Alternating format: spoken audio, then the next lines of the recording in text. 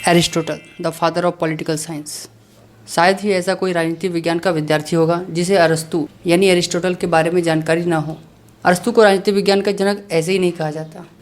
अरस्तु से पूर्व उसके गुरु प्लेटो ने राजनीति पर विचार तो किया था, किंतु उसका संपूर्ण ज्ञान कल्पना पर आधारित है। वह अपने कल्पना लोक में ही खोया रहता है और वास्तविकता से कोई संबंध नहीं रखता। लेकिन राजनीति विज्ञान को वास्तविकता के साथ जोड़ने एवं एक स्वतंत्र विज्ञान का पद प्रदान करने का कार्य अगर किसी ने किया तो वह था अरस्तु, और इसीलिए हम उसे the father of political science अर्थात राजनीति विज्ञान का जनक मानते हैं। अरस्तु का जीवन परिचय। अरस्तु का जन्म 384 ईसा पूर्व एथेंस के उत्तर में स्थित मकदूनिया के समुद्री तट पर स्थित स्टेगिरा नामक स्थान पर हुआ था। उसके पिता निकोमाकस वहाँ के शाही चिकित्सक थे। उसकी माता का नाम फेस्टिस था। दुर्भाग्यवश बाल्यकाल में ही उसके माता पिता का स्वर्गवास हो गया था, जिसके पश्चात उसकी देखभाल अरस्तु की बड़ी बहन एरिमनिस्टे ने पति प्रोजेक्टनस के साथ मिलकर की।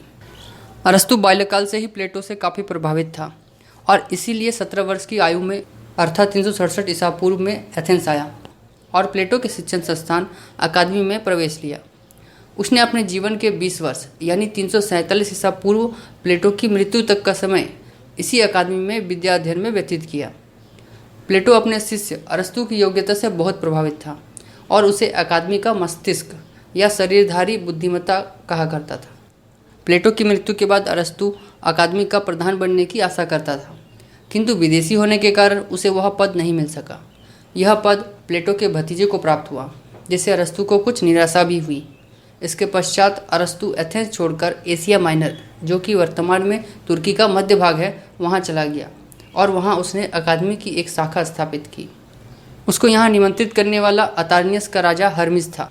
वह अरस्तु का बहुत सम्मान करता था और इसीलिए उसने अपनी दत्तक पुत्री यानी गोद ली हुई पुत्री पिथियास की शादी उसके साथ कर दी। यहाँ अरस्तु के 3 वर्ष बड़े आनंद के साथ बीते। फिर 342 ईसा पूर्व में उसे मकदूनिया बुलाया गया और मकदूनिया के शासक फिलिप ने अपने 13 वर्षीय पुत्र सिकंदर की शिक्षा का भार उसे सौंपा। अरस्तु 6 वर्ष तक यहाँ रहा और सिकंदर को शिक्षा प्रदान की। सिकंदर अपने गुरु अरस्तु को बहुत मानता था। उसके लिए उसके दिल में बहुत श्रद्धा थी और इसीलिए 335 ईसा पूर्व में राजगद्दी पर बैठते साथ उसने अपने गुरु अरस्तु की सेवा में 1000 लोग नियुक्त किए। उनका काम था पशु पक्षी और मछलियों के विशिष्ट लक्षणों और आदतों का पर्यवेक्षण करने में अरस्तु की सहायता करना।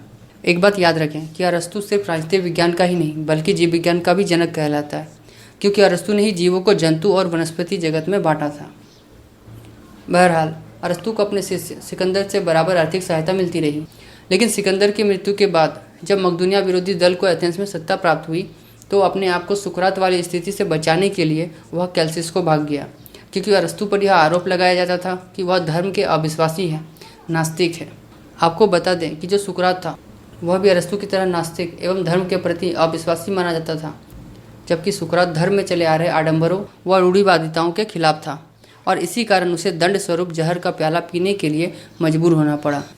अरस्तु को भी डर था कि उसके साथ भी कहीं ऐसा ना हो जाए और इसीलिए वह भागकर कैल्सिस को चला गया। भागते समय उसने कहा था कि मैं एथेंस वासियों को दर्शन के विरुद्ध दूसरी बार अपराध करने का मौका नहीं दूंगा, किंतु उसी वर्ष उसकी मृत्यु हो गई। कुछ व्यक्तियों का विचार है कि उसकी मृत्यु स्वाभाविक न होकर आत्महत्या का परिणाम थी। खैर, अरस्तु ने अपने 62 वर्ष के जीवन काल में राजनीतिक विज्ञान को एक विज्ञान का रूप देकर नई ऊंचाइयों तक पहुंचा दिया था। अपने इस कार्यकाल में उसने राजनीतिक शास्त्र पर कई महत्वपूर्ण रचनाएं भी की, जिनमें से उसकी सर्वाधिक महत्वपूर्ण रचना है पॉलिटिक्स।